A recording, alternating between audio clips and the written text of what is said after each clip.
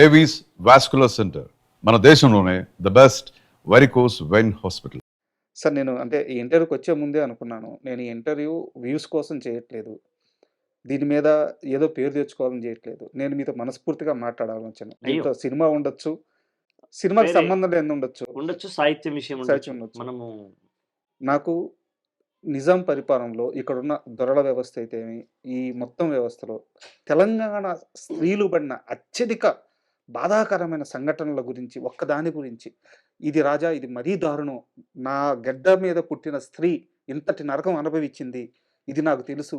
అలా భర్తలను కట్టేసి, భర్తలను మధ్యలో కట్టేసి బతుకమ్మల్లాగా పెట్టి కోళ్ళ గుంజి అంటాం మేము. కాళ్ళు, చేతులు దగ్గరికి వచ్చేటట్టుగా కట్టేసి, వాళ్ళని మధ్యలో పెట్టి, భార్యలను నగ్నంగా పాటలు పాడడం అనేది, పాడించడం అనేది, ఆడించడం అనేది చాలా దుర్మార్గం కదా రాజా. అబ్బా! చాలా దుర్మార్గం కదా. తల్లి ముందు కొడుకును ప్రాణంతో గడ్డివాముల్లో వేసి తగలెట్టడం కష్టం కదా రాజా. ఎన్ని కష్టాలు. తోలు తిరగలు తీయమంటారు.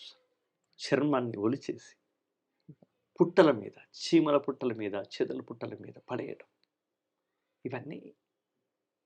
ఇవన్నీ వినడానికే మనకు కష్టంగా ఉంది రాజా.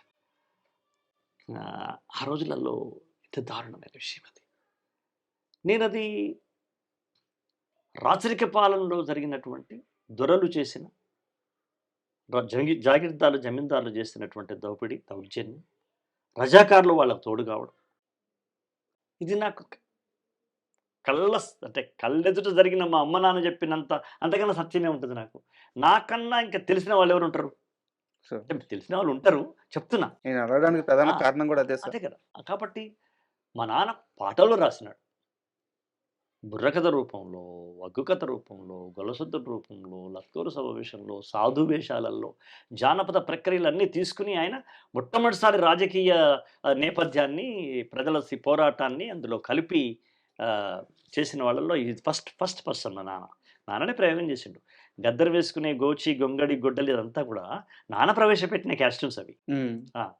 నాన్న మొదలు పెట్టినాడు. అది ఒగ్గు కథ లోపల నాన్న మొదలు పెట్టినాడు.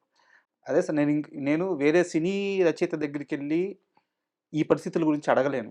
అంటే పిల్లలు వాళ్ళు తెలియజే అవకాశం లేదు. వాళ్ళ నేపథ్యం వేరు. సో నేను సిరివెన్నెల సీతారామ శాస్త్రి గారి దగ్గర పోయి మీరు ఈ విషయం ఎలా అడగలరు? మీరు ఇందాక చెప్పిన 3-4 సంఘటనలు జస్ట్ వింటేనే కళ్ళల్లో నీళ్లు తిరిగినాయి. ఈ జాతి ఎలా తట్టుకుందో, ఈ గడ్డ ఎలా తట్టుకుందో. కాబట్టి నా నేపథ్యం వేరు. మిగతా కవులు, సినిమా కవులు కావచ్చు, కవులు వాళ్ళు పెద్దవాళ్ళు, వాళ్ళు గౌరవనీయులు, వాళ్ళు పూజనీయులు. వాళ్ళు అది ఆర్ద్ర గారు కావచ్చు, తమ్ముడు అనంత శ్రీరామ్ కావచ్చు, ఎవరైనా వాళ్ళు గౌరవనీయులు. కానీ నాకున్న నేపథ్యం వేరు, వాళ్ళకున్న నేపథ్యం వేరు. నేను నా గూటి పాట పాడతాను కానీ ఇంకో గూటి పాట పెడతాను. కాకి కాకి గూడులో కోకిల పెరిగినా కూడా కోకిల తన పాటే పాడుతుంది, కాకి తన పాటే పాడుతుంది. నేను కాకి గూడులోంచి వచ్చిన వాడిని. నాకు ఎలా వస్తాయి కోకిల స్వరాలు? నాకు ధిక్కారమే వస్తుంది. ఈ మొత్తం ప్రయాణంలో శ్రీహరి గారు ఎప్పుడు పరిచయం అయ్యారు? ఈ సినిమాలో నేను వచ్చినాకనే, అంటే రాములమ్మ పాటలు విన్నాకనే నాకు ఒక మోహన్ బాబు గారు, ఒక శ్రీహరి గారు. మోహన్ బాబు గారిది ప్రశ్న ఉంది, అడుగుతాను. శ్రీహరి గారికి బాగా ఇష్టం ఇటువంటి పాటలు అంటే. అతను కూడా ఇక్కడ హైదరాబాద్లో బాలానగర్లో పేదరికంలో పాలు బిజినెస్ చేస్తూ వచ్చిన మనిషే కదా. అవును. కాబట్టి అతనికి హృదయంలో ఇలాంటి పాటలు అంటే ఇష్టం ఆయనకు. కాబట్టి నన్ను చాలా ఇష్టపడేవాడు. నాకు ధైర్యం చెప్పింది. నీకు పాటలు గిట్టలు లేవని చెప్పి ఇంటికి వెళ్ళిపోయి మళ్ళీ ఉద్యోగంలో జాయిన్ కావద్దు. నాకు 17 సినిమాలు వస్తున్నాయి హీరోగా, ప్రతి సినిమాలో నీ పాట ఉంటుంది అంటే 3-4 గంటల నీకు రంది లేదు.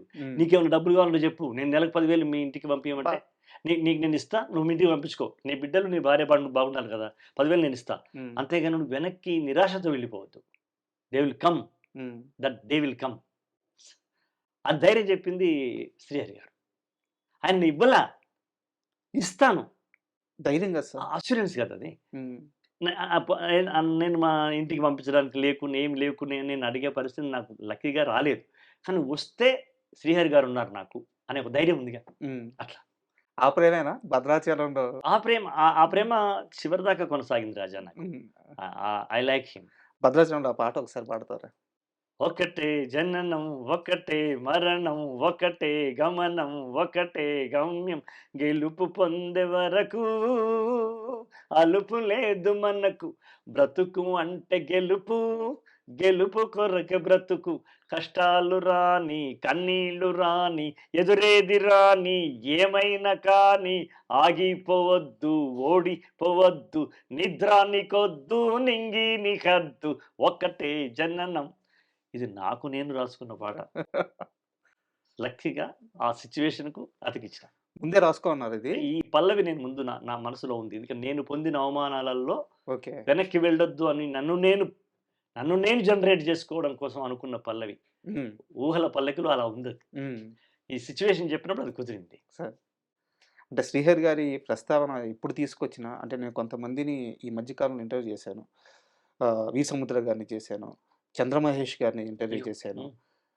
ఎవరిని చేసినా మన రాజా వనం రెడ్డి గారిని గాని ఎవరిని చేసినా శ్రీహరి గారి ప్రస్తావన వస్తే దేవుడు ఇలా తీసి ఇలా పెట్టే వ్యక్తే గాని అంతే. అంతే. ఈ ఒకరికి ఒక కష్టం వచ్చిందంటే ముందు నిలబడే వ్యక్తే గాని అంతేగాని ఆ! ఎప్పుడు ఆ! తప్పించుకునే వ్యక్తి ఆ! కాదు. హ్మ్. అలాంటి వ్యక్తి మరణం అది ఆ సంఘటన మీకెప్పుడు తెలిసింది? ఎలా అనిపించింది? అంటే 'మేస్త్రి' అనే సినిమాలో ఆయనున్నాడు. అప్పుడు ఆయన శారీరకంగా చాలా పెద్ద పర్సన్. మీరు 'భద్రాచలంలో' ఎట్లా ఉంటాడు అవును. శ్రీహరి. తర్వాత ఇక్కడ తగ్గినాడు. నేను ఆయన నన్ను అశోక్ జై అనేవాడు. సార్ అనేవాడిని. ఆహ్, సార్ మీరు బుగ్గలు కొంచెం ఇట్లా ఎందుకు సార్ అనంటే, ఏం లేదు Ashok ji just we are continuing diet something అని చెప్పేవాడు గానీ, హ్మ్. ఆయనకి అప్పటికే లివర్ ప్రాబ్లమ్ ఉందనేది తర్వాత మాకు తెలిసింది. ఓకే. అట్లా ఆయన క్షీణించిపోయినాడు. కొంత స్వయంకృతం కూడా. హ్మ్. సొంత స్వయంకృతం బాగా అవి జరదా లాంటిది ఉండొచ్చు. అది ఎక్కువ తీసుకునేవాడు. సార్. అది మేము ఓసారి చెప్పినాం కూడా. సార్ మీరు ఇంత అంటే అలవాటైంది సార్‌జీ ఇక్కడ టెన్షన్‌లు అన్నీ హ్మ్. అలా.